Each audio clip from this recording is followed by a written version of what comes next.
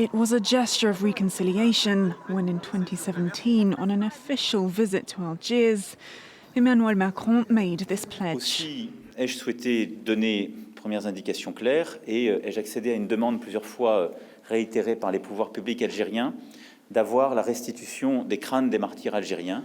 J'ai pris la décision de procéder justement à cette restitution et le texte de loi nécessaire pour ce faire sera pris. The dozens of skulls were kept in the Museum of Mankind in Paris, but set aside from the 18,000 other remains stored here and shut away in another room.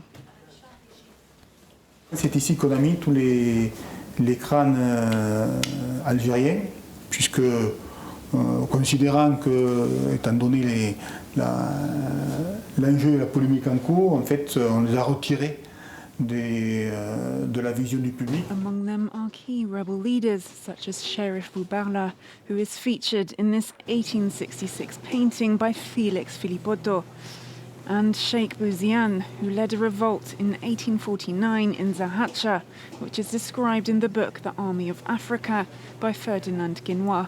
In this engraving, his severed head hangs beside the heads of his son and Si Moussa al-Darqawi, displayed as trophies of war. C'est peu connu, c'est sorti de nos esprits, mais c'était une violence incroyable au XIXe siècle, qui quelque part va d'ailleurs préparer les grandes guerres européennes de la fin du XIXe et du début du XXe siècle. Et les têtes de décapités, c'est aussi, je le dis bien, une double fonction. C'est ce que l'on montre là-bas aux populations civiles pour bien prouver que celui qui s'était révolté n'est plus, et en même temps c'est la preuve, quand on ramène en France, de la victoire qu'on a menée. Tels des trophées militaires, mais qui devenaient aussi indirectement des objets de science, puisqu'on ramenait des populations peu connues ou méconnues en France, qui pouvaient être étudiées à l'époque par des anthropologues, par des ethnologues. Donc ils rentraient dans les collections publiques à la fois comme des objets de science et comme des trophées militaires.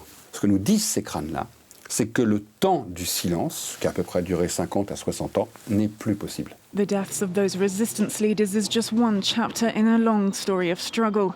It wasn't until 1962 that Algeria won its independence from France.